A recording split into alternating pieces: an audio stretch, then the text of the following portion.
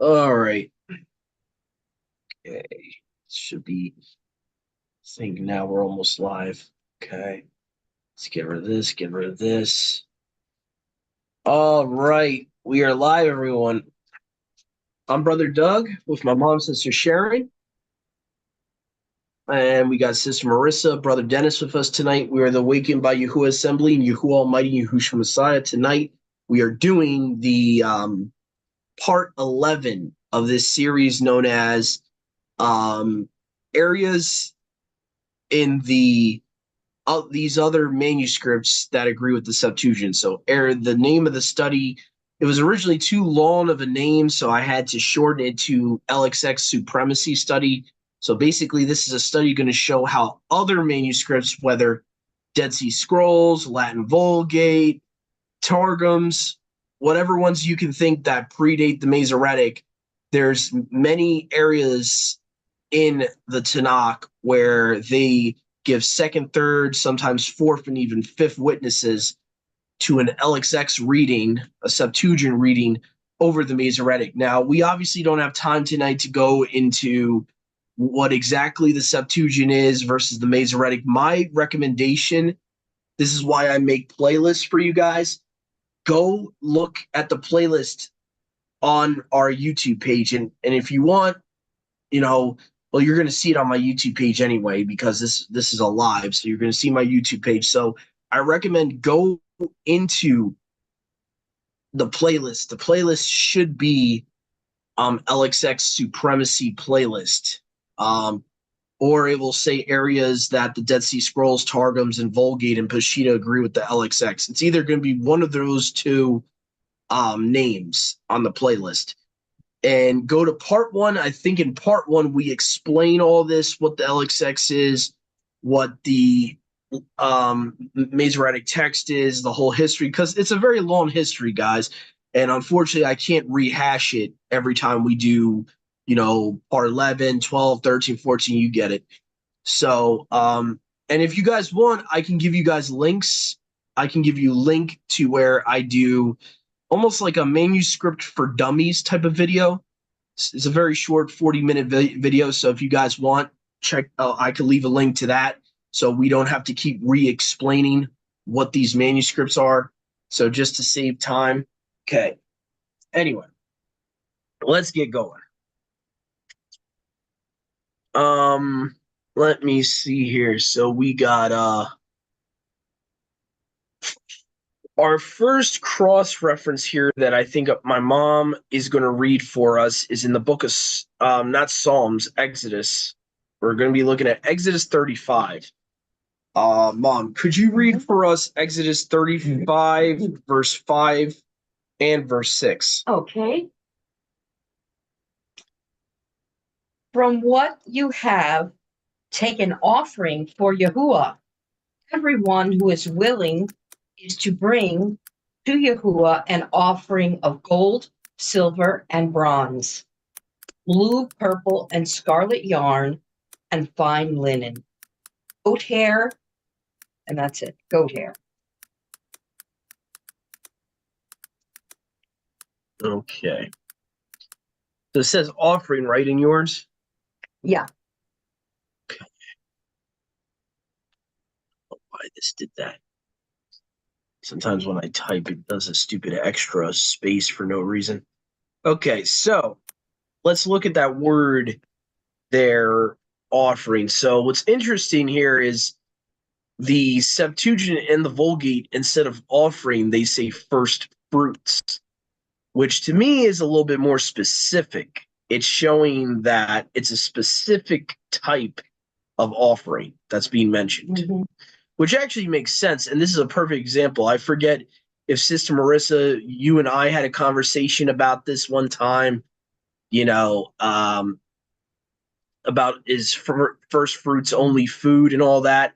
So according to the Septuagint and the Vulgate, first fruits could be monetary. Because what it's saying, take yourselves an offering to Yahuwah. Everyone engages in his heart, and so this is considered a free will offering, first fruit offering. In his heart shall bring the first fruits to Yahuwah, gold, silver, brass. So Yahuwah through Masha is calling gold, silver, or brass a first fruit offering. So just to explain, first fruit is the concept that you give in the Levitical priesthood, you were to give Yahuwah your best, the first of everything you have. That was the whole point. Like the it was like a tithe. The law of the firstborn, the law of the first fruits it's almost like a tithe. You give him your best stuff. That's the whole point. So it is not just animals or crops, but it can be monetary, like we see here.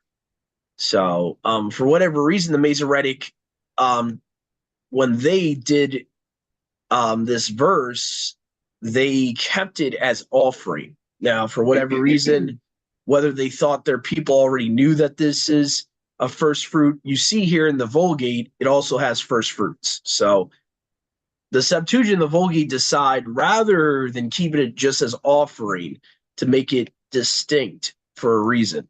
So that's going to be the first difference. Now, you read verse 6. How did verse 6 read in yours again? It just says blue, purple, and scarlet yarn Okay. and fine linen goat hair.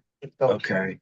What about the red? Does it just say red dyed? Let me see. Let me show you what I'm talking about. Okay. Scarlet yarn. Scarlet. Okay, that's what I'm looking for. Okay, so it just says scarlet. Mm-hmm. If you go to the Septuagint here, it will say double scarlet. Oh. So it's referring to something that is doubly spun. So like a yarn that's being spun. So the Septuagint says blue, purple, double scarlet spun, and fine linen spun. And so does the Vulgate.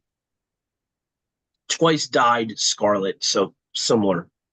Fine linen. The only thing that the Vulgate leaves out is spun, but it still has twice dyed. So double seems to not be in the Masoretic. There's no double there. So where the LXX and the Vulgate do have it.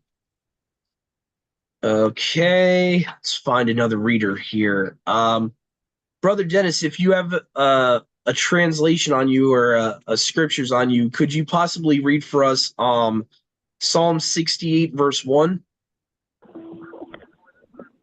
Oh, let me see. Let me just try to. Mm-hmm.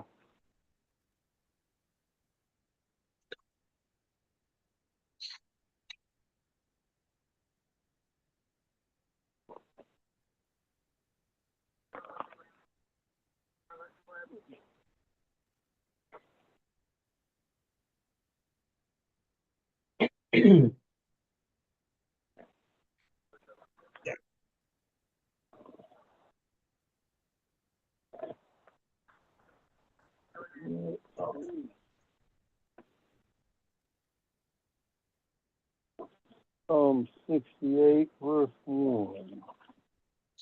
Yep, 68, verse 1 of Psalms. It was 60 or 68? 68, verse 1. Okay, all right. Yeah.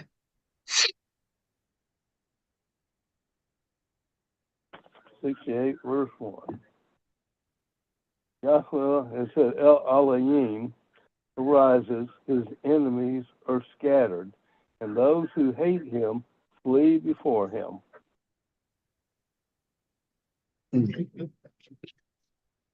Mm.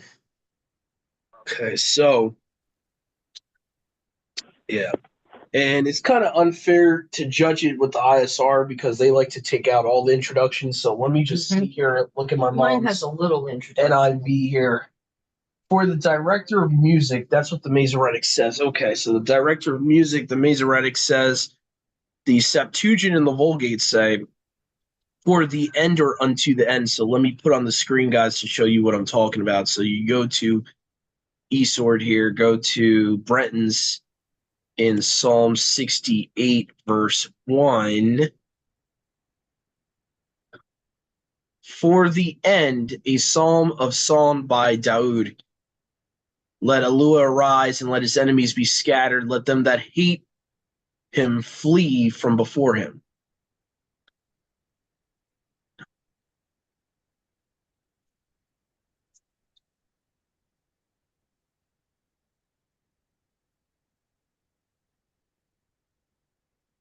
So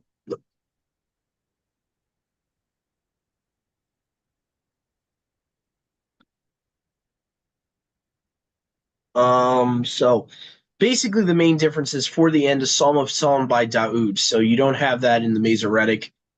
The Vulgate is the same thing, pretty much unto the end, a canticle psalm of Daoud himself, pretty much the same thing. So as we see here, it's consistently the Psalms is the most obvious, guys, and people say to me all the time, like, what's the big deal, Doug? Is it really that different in the Septuagint? I will say one of the most tampered with books in the Tanakh is the book of Psalms. So if you're going to read or even just introduce yourself to the Septuagint in any book of the scriptures, I would say Psalms is a good place to start. Start testing.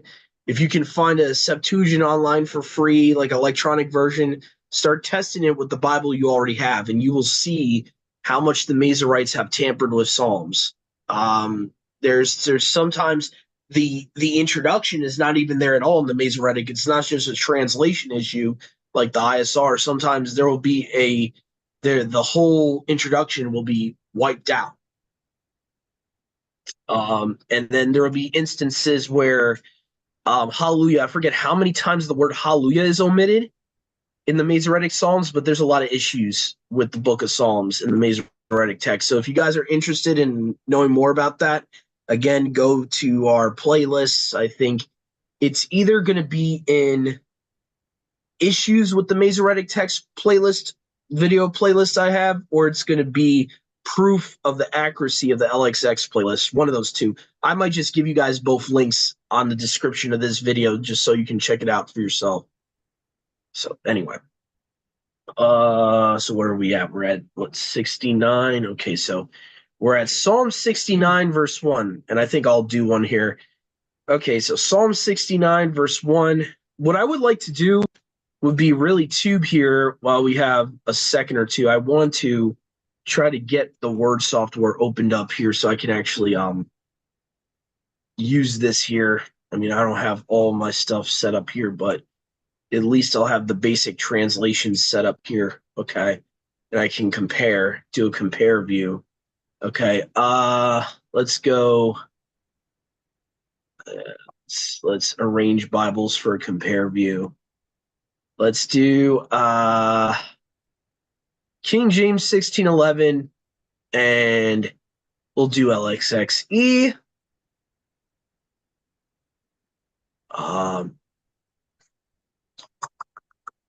Where's the Vulgate? There we go. All right, so three-way comparison. Hopefully you guys can see that, okay? So three-way comparison. So now we're going to look at what Mom I said, 69, Psalm 69 1. Okay. This is one thing I like better about the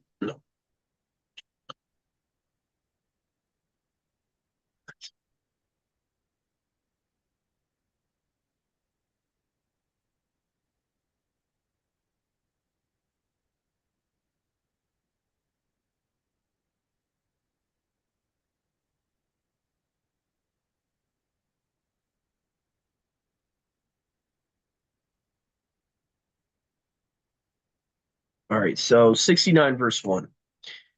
King James of the Masoretic says, to the chief musician upon Shushanim, a psalm of Daoud. The Vulgate and the LXX differ and say for the end or unto the end, for those who will be changed. Now, I'm wondering if the LXXE has a different chapter rendering. That's a little strange. Let me see something really quick.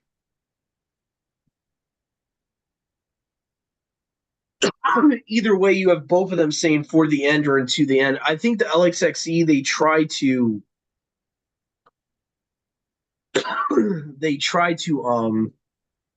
fix the chapter numbering. So hold on, let me just see for a second.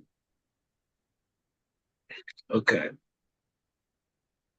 Let me just see here.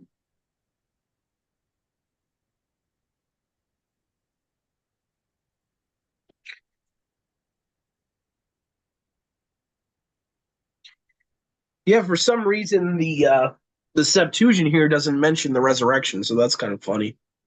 Kind of, you don't see that too much, but either way, the Vulgate and the LXX say for the end and to the end, and the Masoretic does not. The Masoretic is just basically saying to the chief musician. So that's the difference there. Now going to the next one, Psalm 70, verse 1. For the end, again, unto the end, a psalm of Daud for remembrance that Yahuwah had saved him. Okay, the Masoretic says to the chief musician, a psalm of Daud to bring remembrance. So again, to the chief musician is the main difference there. Okay, so let me just see here, going there, and okay, let me make sure everyone's getting enough turns here. Mom, could you read Psalm 75, verse 1? Uh-huh.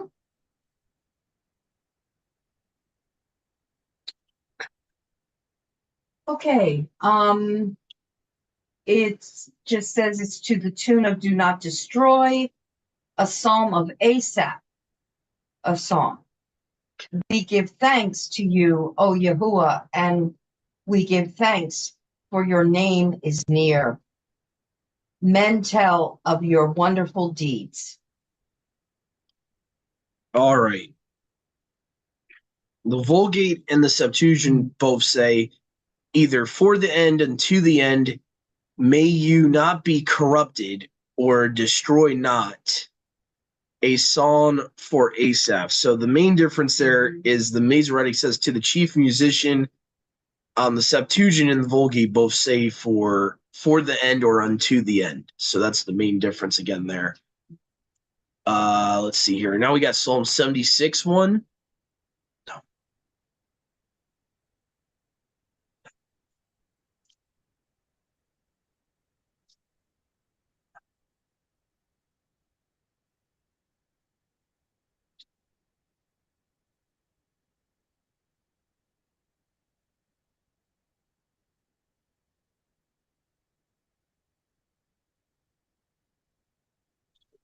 All right, so we got Psalm 77, verse 1.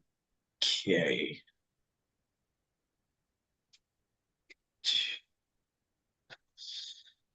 Again, the Masoretic to the chief musician, to Yeduthin. The Septuagint and Vulgate both say for the end for Yeduthin, unto the end for Yeduthin. And so that's the main difference. Again, instead of to the chief musician, it's unto the end or for the end in the LXX and the Vulgate here. So just wanted to show that there. Okay. Now we're at Psalm 78, verse 1. And pretty much it's the same thing here. We see the same thing there. Just to save time, I'm not going to go on the shared screen for every single instance of this same difference. Okay, Psalms 80, verse 1, same difference. Psalms 81, verse 1, same difference. Okay, Psalms 84, verse 1, same difference. All right, here we go. Psalms 91, verse 1. Now, this is a really big one here. So, this is completely omitted in the Masoretic. Psalms 91, verse 1. Okay. Praise of a son of Daud. The Masoretic completely leaves this out. So this is like one of the times I can't like attack the ISR in the Hallelujah scriptures for it because it's a manuscript issue. I can't like go crazy and be like, Hallelujah scriptures or ISR, what you're doing, because they're essentially they're trusting in a flawed manuscript. So I can't exactly attack these guys on this issue, on this error. So anyway, but this is a perfect example of what happens when you fully trust in the Masoretic text. Is now you have a whole sentence missing. So when you don't consult any other manuscripts, this is what happens. Okay, so both the LXX and the Vulgate have this praise of a song of Daoud or by Daoud. It's there. So Psalms 93 verse 1, LXX and Vulgate, day or time before the Sabbath. So it seems like this is also left out as well. Psalms 93 verse 1 is telling you that this was written. This was a psalm written for possibly the day before the Sabbath or right before the Sabbath happened, like, probably preparation day, possibly. So praise of a canticle of Daoud himself in the time before the Sabbath. That's how the Vulgate reads. Septuagint reads for the day before the Sabbath. Pretty similar, okay? Again, Masoretic, nowhere to be found. Right here in the middle, guys, is the Masoretic, the King James, okay? Just to make sure here that you guys can see that. So this middle one here is the 1611 King James, okay? Psalms 94 verse 1. Psalm of Daoud for the fourth of the week or fourth Sabbath. The reason I put or is because some people want to argue that Sabbaton doesn't always mean Sabbath, that it could mean week. So I wanted to include the other translation that you sometimes see with that word Sabbaton. So sometimes it will say week rather than Sabbath. So anyway, Psalms 94 verse 1. So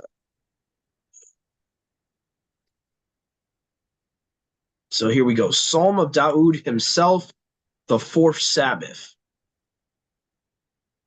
That's how the Vulgate reads. The Septuagint would read a Psalm of Daoud for the fourth Sabbaton. Okay. All right. And again, nowhere to be found in the Masoretic. I mean, these guys supposedly had the Torah. Supposedly were pro-Torah, but they leave that out. Interesting to me. Kind of reminds me of a certain verse from Jeremiah. You say you're wise and you have the Torah, but yet the false pen of the scribes has worked falsehood. And by the way, the Masoretes would be considered scribes. Okay, their job was to translate the scriptures. They're a scribe. So people always, I always talk about people off the record, like, who do I think Jeremiah 8, chapter 8, verse 8 was talking about? I think the Masoretes were the ones, in my personal opinion. Psalms 95, verse 1. The praise of a psalm by Daoud, LXX and Vulgate. So let's go to Psalms 95, 1. Praise of a canticle, so the Vulgate reads as follows, of a canticle of Daoud himself. Septuagint says praise of a psalm by Daoud. Very similar, okay? Masoretic in the middle here, nowhere to be found. Completely omitted. So how many times, Mom, have we gone through this already in the, what is it, like 3 cross-references already? Mm-hmm. Yeah. All right. And the last one here, we have Psalms 96, verse 1. When the house was built after the captivity, which both the LXX and the Vulgate have. Okay. And as you can see, the Masoretic, nowhere to be found.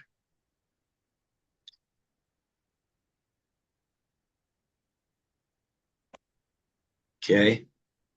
So hopefully you guys are starting to see what we've been talking about here, why the Septuagint's important, why it's important to look into other manuscripts and other Bibles. Because quite frankly, like, the best way I could describe it, that one guy said, is you don't have the most accurate text. Your Bible is not based on the most accurate manuscripts. And that's a big issue. especially when you deal with rightly dividing the word. You want to have an accurate manuscript if you want to rightly divide Yahuwah's word, like Paul tells us to do. How are you going to do that if you got a manuscript that's missing things, you know? So, anyway, so hopefully you guys enjoyed this study. I know I did, and think some of us here did. So, anyway, Yahuwah willing, see you guys tomorrow, roughly 2:33 p.m. as we always do. And Yahuwah willing, see you guys tomorrow, and hopefully you guys enjoyed the study tonight, like I said before, and hopefully it was uplifting and what is the word I'm looking for? It was edifying. And have a good night, everyone. Shabbat shalom.